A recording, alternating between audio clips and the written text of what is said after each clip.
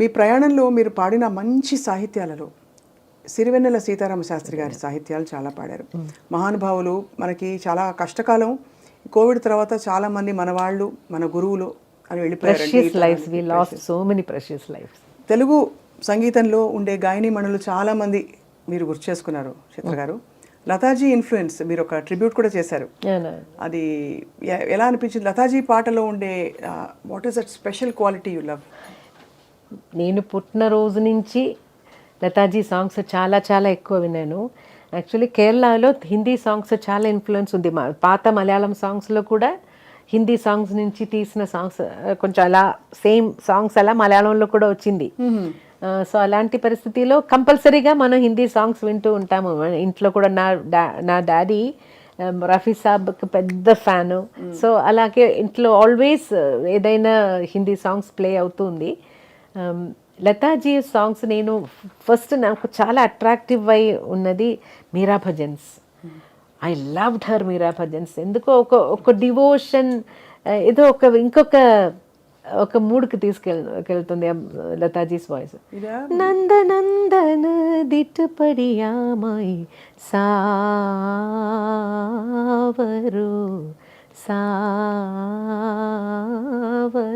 ఆ ఆల్బంలో అన్ని సాంగ్స్ నాకు ఇష్టం. కిరు సంగ ఖేలు హోలీ ఇందులోనేనా? కాదు, దీంట్లో ఇంకొకటి మాయి మాయి రే మాయి మాడో తుప్పణామా పర్ణ్యారే దినానా, అది. ఇంకొకటి ఓ జీ హరి నీత గయే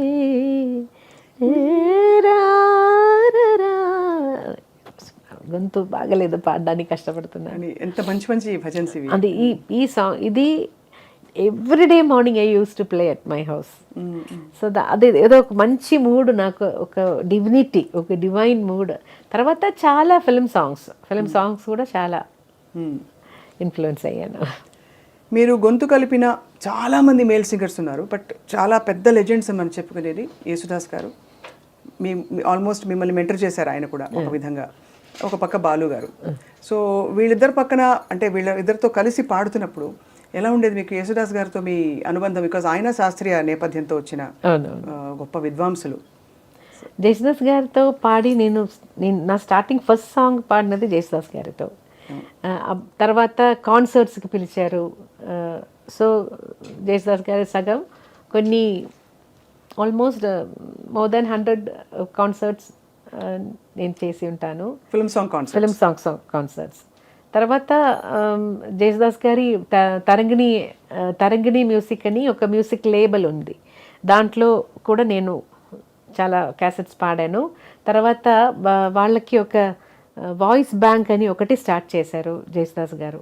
ఆ వాయిస్ బ్యాంక్లో కూడా నా వాయిస్ పెట్టేసి ఏదైనా మ్యూజిక్ డైరెక్టర్స్, కొత్త సింగర్స్ని ట్రై చేద్దాం అని చెప్తున్నప్పుడు ఇది వినిపించి అలా కూడా నాకు కొన్ని ఆపర్చునిటీస్ వచ్చింది. తర్వాత తమిళ్లో ఇళయరాజా సార్, స్టార్టింగ్ రాజా సార్కి, తర్వాత అదర్ మ్యూజిక్ డైరెక్టర్స్ రాజా సార్ పిలిచారు, రాజా సార్ పాడించేశారు అని అదొక అడ్రస్తో చాలా మా మిగతా మ్యూజిక్ డైరెక్టర్స్ అన్ని నా చేత పాడి. ఈ సందర్భంలో చిత్ర గారు ఒక్క లైన్ రాజా సార్తో మీరు పాడిన ఏదైనా పాట, రాజా సార్ కోసం పాడిన పాట. అఫ్ కోర్స్ మా అందరికీ నిన్ను కోరి వర్ణం వచ్చే అవన్నీ సింధు భైరవ్ పాటలు, బట్ మీరు ఏదైనా మీకు నచ్చినవి, చాలా పాటలు ఉన్నాయి కాబట్టి.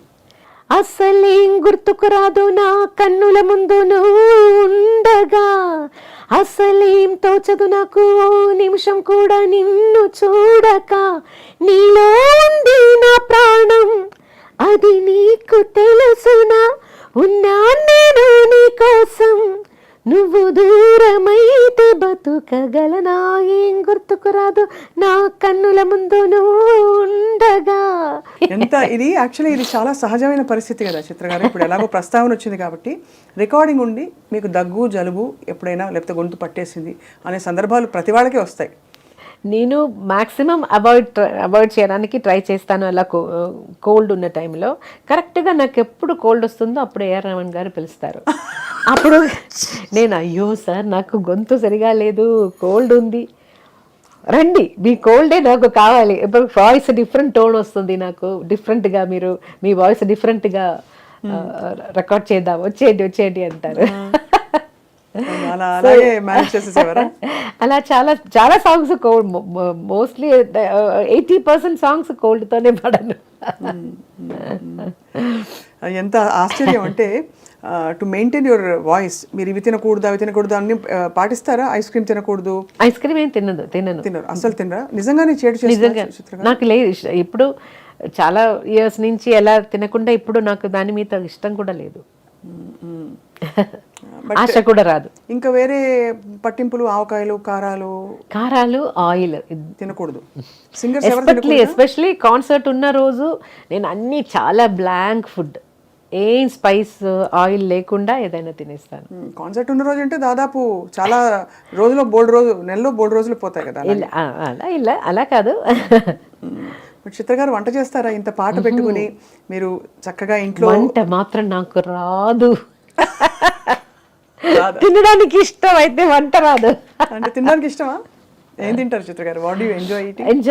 I'm a vegetarian. Anything, idli, dosha is my all-time favorite. Have you always been vegetarian? Yeah, no. Kerala fish is very famous. But I'm not very crazy about non-vegetarian. నాకు కొంచెం ద నీట్నెస్ చాలా important. Biryani అంటే నాకు I don't like biryani because చూడ్డానికి అది flesh అన్నీ ఇలా కలిపి చూడడానికి నాకు అది నచ్చలేదు. సో నాన్ వెజ్ తినే టైంలో ఏదైనా నీట్గా ఉన్న ఒక పీస్ మాత్రం తింటాను అంతే. చికెన్ అంటే అది ఇప్పుడు ఒక 12 years నుంచి నేను ఐఎమ్ ప్యూర్ వెజిటేరియన్. సో చిత్ర గారు, ఈ ప్రయాణంలో ఎస్పి బాలసుబ్రహ్మణ్యం గారు మీతో కలిసి ఎన్ని పాటలు పాడారు. ఒక్కసారిగా కోవిడ్ వచ్చి ప్రపంచాన్ని కుదిపేసింది. ఆ సమయంలో మీరు కూడా చాలా ఆందోళన పడ్డారు. You gave your prayers. ఒక వీడియో బయట వచ్చింది, అంటే అందరూ చూసాం. How did you feel about life? ఎందుకంటే మ్యూజిక్ ఒక ఫిలసాఫికల్ యాటిట్యూడ్ తీసుకొస్తుంది మనలో తెలియకుండానే.